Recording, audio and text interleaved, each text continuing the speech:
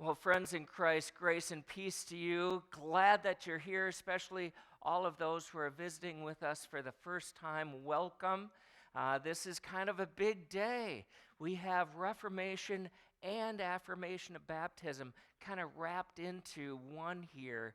And if there was only one gospel text that the confirmands ever heard, I think this should be the one. This is the one. So, confirmands, listen up. This one is for you. The whole idea that Jesus is trying to get across to these Judeans who are believing in him is that if you abide in the truth, we in our text says, continue in the word. If you abide in my word, you are truly my disciples, and you will know the truth, and the truth will make you free. Meno. Meno is this Greek word that is used here. It means abide. It's a relational verb, right? So it's not just continue like, okay, I'm going to keep following that path. It means to be in relationship with. If you are in relationship with the Word will help you to know the truth, and the truth will set you free. That's all you need to know. So what does that mean? The Word. What is the Word? Oftentimes we think of the Scriptures as the Word, right? We think of the text as the Word. We listen to the Word. The reality is that the Word was with us from the very beginning. There's some clues in the Gospel of John that the Word is not something that we're talking about on paper, but that we're talking about Jesus himself. That if you abide in Jesus, if you have a relationship with Jesus, if you know Jesus, then you will truly be his disciples. And by doing that, you will know the truth, and the truth will make you free. So what is the truth? Right? That seems a little subjective these days, depending on what your viewpoint is and where you're coming from. Truth can mean a whole lot of different things about the exact same subject matter. But in this instance, what we're talking about, the truth, is Jesus himself. Even Pilate wanted to know, what is the truth? What is truth? The truth is this message, this relationship that we have when we abide in Christ. The truth will make you free. And again, we live in a country where we haven't been slaves. None of us have been slaves, but Jesus says, I get that. You got to think a little deeper. You got to think about being slaves to sin, because all who commit sin are slaves to sin. When we do not live our lives in ways that are pleasing to God, we sin against God, and that sin ends up driving our lives. We aren't truly free. We follow this path that we have to go because of the way we live.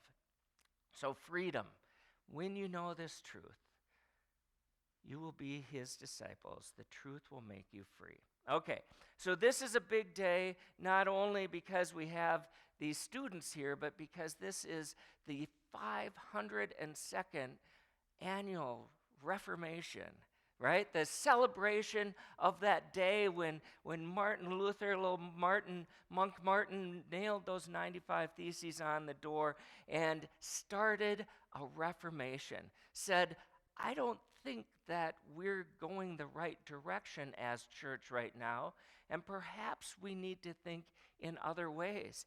And those texts that we had earlier, that text from Romans, is one of those informative texts that really drove Martin in his understanding that this gift of Christ is free. It's totally free, that there's nothing we can do to earn it, and there's nothing we can do to screw it up. That this gift is ours at no price to us on account of Jesus Christ. That was it. Now, he kind of started a little bit of a Reformation, right? There was wars, people died. There was a huge, huge response to this change in the way of thinking. And it didn't stop 502 years ago. It wasn't a solitary moment. It was an ongoing part of our reality. We continue the reformation of the church daily. Our ELCA is huge in continually looking at how we do things and how we have done them over the years, and we reform ourselves on a continually basis too. I have two colleagues sitting in the front row here that 50 years ago were not allowed to serve in ministry, but our ELCA just celebrated the 50th anniversary of the ordination of women. Way to go. Neither of them have been pastors for 50 years, but they're too young for that. Yeah, they're too young for that. But 50 years of ordination. This church took on a huge thing not too many years ago by becoming a reconciling in Christ congregation, by saying that all are welcome here. All are welcome, no matter who they are or how they love others.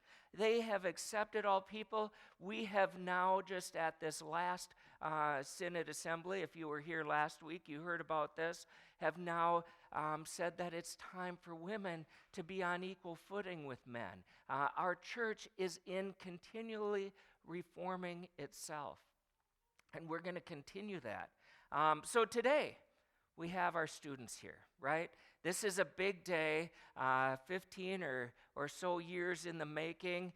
Those parents standing over that font, making those promises to God and to their children, and now it's their turn to take that up. Now, this may bring a whole new understanding of freedom to some of the students, right? If you know Christ, he'll make you free. You will be free indeed after 10th grade. No, that's not what we're expecting. That's what happens sometimes, but what we hope is that the students will abide in God, that the students will continue their relationship with Christ in a way that continues to help us with this work of reformation.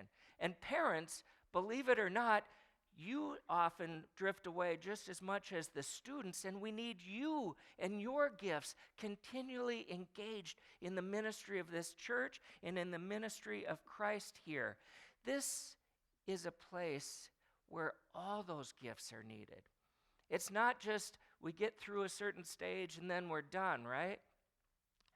We need all gifts at all times.